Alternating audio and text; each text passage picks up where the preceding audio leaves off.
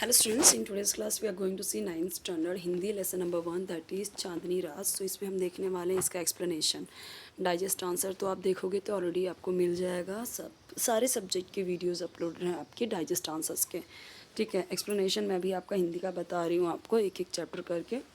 फिर भी अगर आपको कोई चैप्टर की नीड रहेगी और डाइजेस्ट आंसर या एक्सप्लेनेशन, सो कमेंट में बताना, मैं प्रोवाइड कर दूँगी। ठीक है, तो यहाँ पे देखिए, चांदनी रात लिखा किसने इसे? मैथिली शरण गुप्त ने। बहुत ही सुंदर कविता है, बहुत ही सुंदर कविता है। पढ़ने में भी बहुत अच्छी है, इसका मीनिंग भी बहुत अच्छा है, बहुत ही अच्छा लिखा है। तो पहले यहाँ पे परिचय देख लीजिए, दिया हुआ है 3 अगस्त 1886, चीरगांव, झांसी, उत्तर प्रदेश में इनका जन्म हुआ है।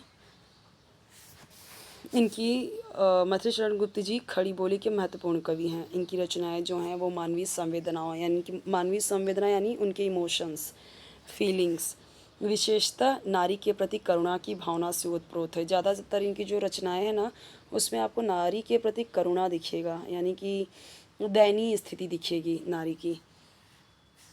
और इनकी प्रमुख रचनाएं हैं साकेत, जो कि महाकाव्य है, यशोधरा, जयद्रथ वध, पंचवटी, भारत भारती, खंड काव्य, रंग में भंग, राजा प्रजा नाटक, ये सब है।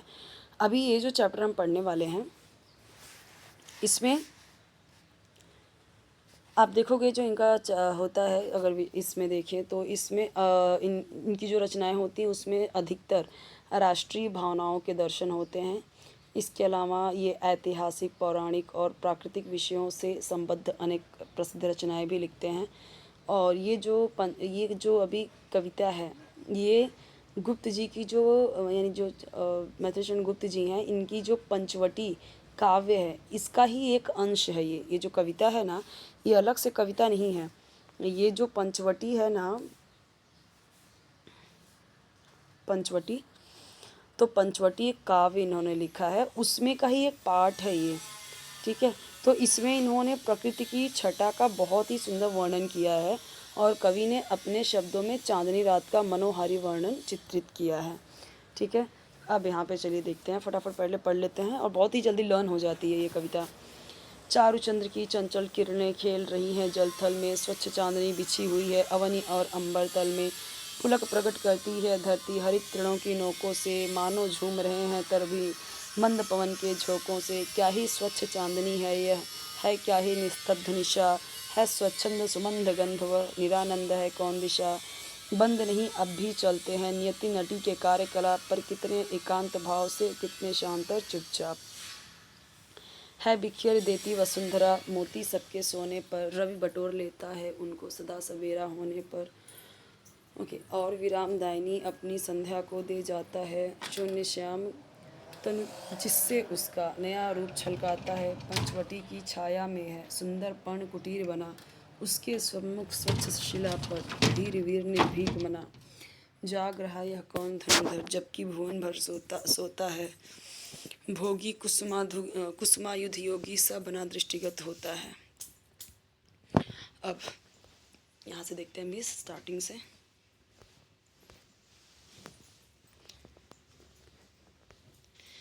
चारुचंद्र की चंचल किरणें, जो कविताएं होती हैं ना, उसमें अलंकार होते हैं। तो अगर आपको अलंकार आपने पढ़ा होगा तो आपको पता होगा कि ये चारुचंद्र की चंचल किरणें। अब यहाँ पे आप देख रहे हो चारुचंद्र, चंचल, ये तीनों च से हैं, तो ये भी क्या है?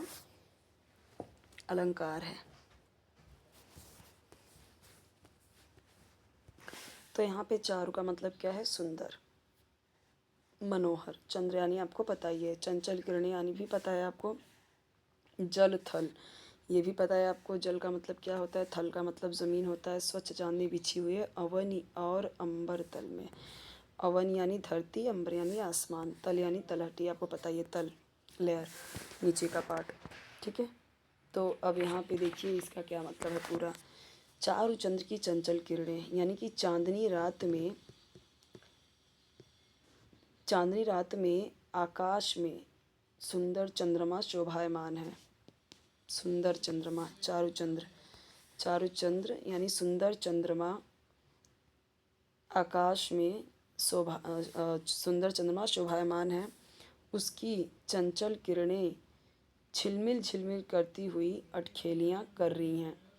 ऐसा लगता है जैसे वे जल और ज़मीन दोनों के साथ खेल रही हों। चंद्रमा का निर्मल प्रकाश पूरे पृथ्वी पर और समूचे यानी पूरे नभमंडल में यानी पूरे आसमान में फैला हुआ है और उन्हें प्रकाशित कर रहा है।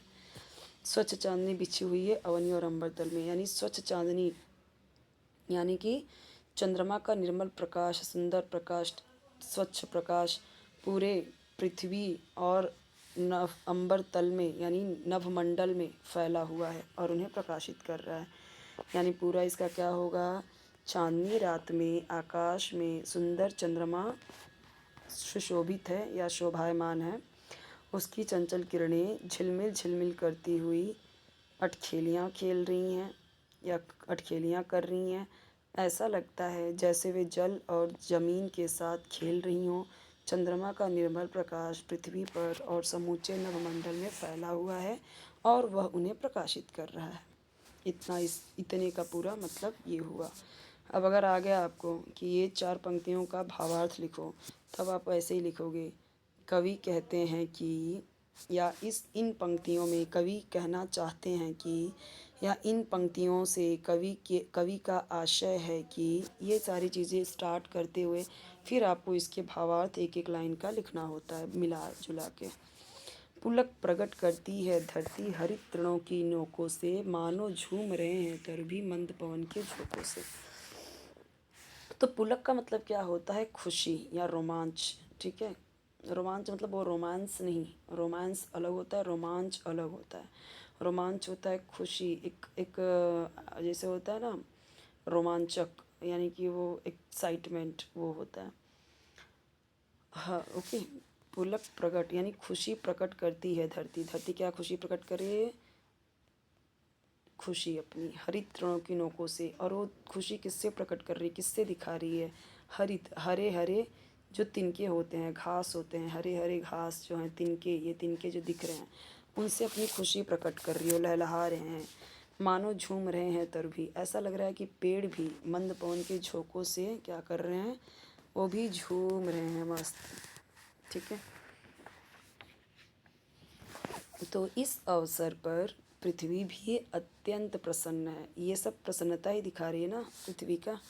वह अपनी यह प्रसन्नता पृथ्वी पर उगी हुई हरी हरी, अपनी यह प्रसन्नता किससे दिखा रही है, उगी हुई हरी हरी घास की नोकों से प्रकट कर रही है। मंद मंद यानी मंद मंद हवा के झोंकों से, मंद यानी धीरे धीरे, मंद यानी धीरे धीरे, पवन यानी हवा, तो धीरे धीरे हवा के झोंकों से ऐसा लग रहा है कि पेड़ पौधे भी झूम रहे हैं और ऐसा लगता है कि जैसे वे भी अपनी खुशी प्रकट कर रहे हैं। क्या ही स्वच्छ चांदनी है यह, है क्या ही निस्तब्ध निशा, है स्वच्छंद सुमंद गंधव, निरानंद है कौन दिशा। तो अभी यहाँ पे समझिए, क्या ही स्वच्छंद चांदनी है ये, यानी ये जो चांदनी है वो भी कितनी स्वच्छंद है, कितनी ज़्यादा मतलब स्वच्छंद का मतलब यहाँ पे आप कह सकते हो कि जो एकदम आज़ाद हो, जो अपनी इच्छा के अनुसार काम करने वाला हो। ठीक है, इसका मतलब होता है स्वच्छंद है, ये स्वच्छंद का मतलब। और स्वच्छ यानी साफ़ सुथरी, क्लियर। और निस्तब्ध का मतलब क्या होगा, जो एकदम निश्चेष्ट हो, जो एकदम निस्तब्ध खड़ा हो, जो एकदम हिल डुल ना रहा हो, एकदम निश्चेष्ट हो। ठीक है, जैसे एकदम शॉक्ड हो गया हो, एकदम शांत, एकदम जो हिल डुल ना रहा हो। स्वच्छंद का मतलब आपको बताया कि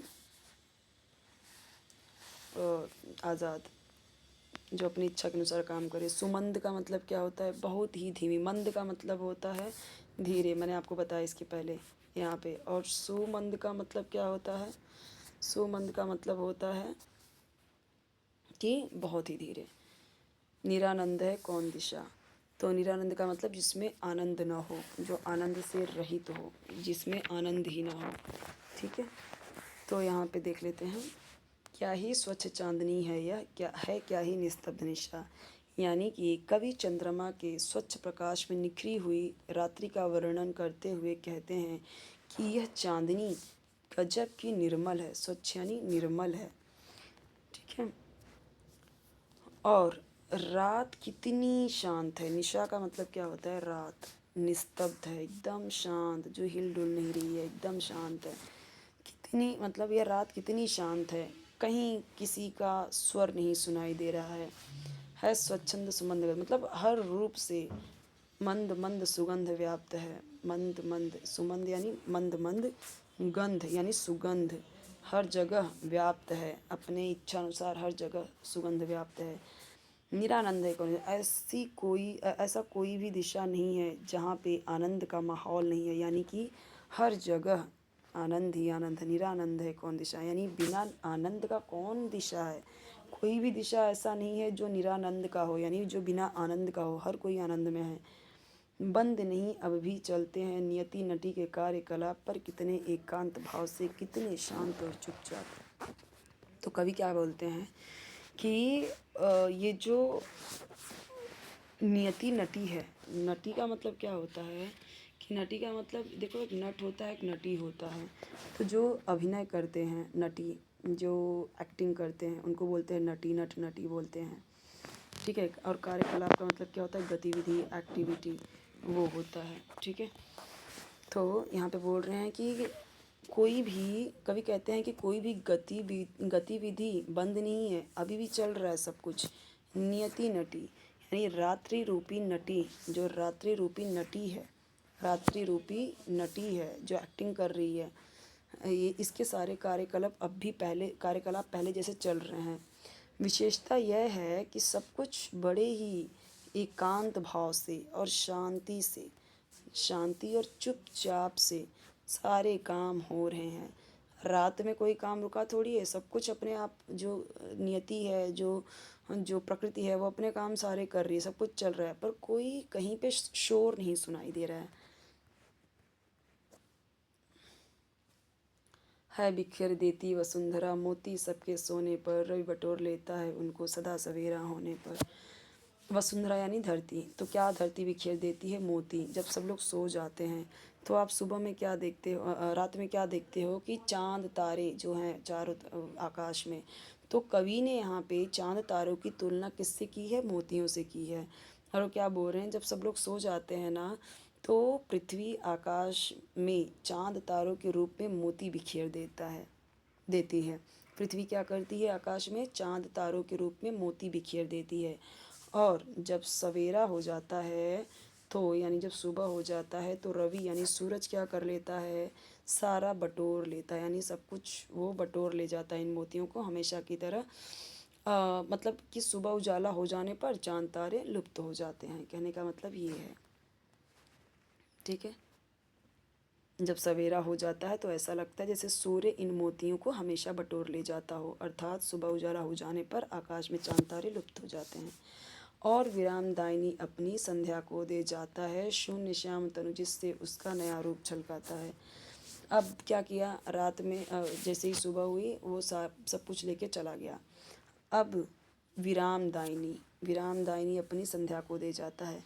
सुबह हो गई, अब क्या दे दिया, शाम दे दिया। सुबह तो रात हुई, रात में चांद तारे थे, सुबह हुआ, सब लेके बटोर के गया। अब क्या दे रहा है, ये शाम दे रहा है, संध्या को दे जाता है। विरामदायिनी संध्या, कवि कहते हैं कि सुबह होने पर बटोरे हुए ये चांद तारे रूपी मोती सूर्य उसे विश्राम देने वाली संध्या को सौंप जाता है, ठीक है। अर्थात शाम होने के बाद चांद तारे आकाश में फिर चमकने लगते हैं और वे मोतियों का आभास कराने लगते हैं। इससे रात्रि की कालिमा प्रकाशमान हो जाती है और अपने नए रूप में छलकने लगती है। नया रूप छलकाता है, यानी अपने नए रूप में छलकने लगती है। शून्य श्याम तनु जिससे उसका, यानी जो शून्य श्याम है, जो श्याम यानी काली, जो एकदम काली रात है, उसमें फिर से उसका नया रूप छलकता है जब उसमें फिर से चांद तारे आ जाते हैं।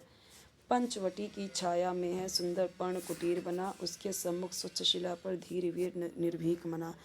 यहाँ पे क्या बोल रहे हैं कि पंचवटी की छाया में, कि पंचवटी का भी वर्णन करते हुए बोल रहे हैं कि पंचवटी का मतलब वट के 5 वृक्षों वाला वो वन है।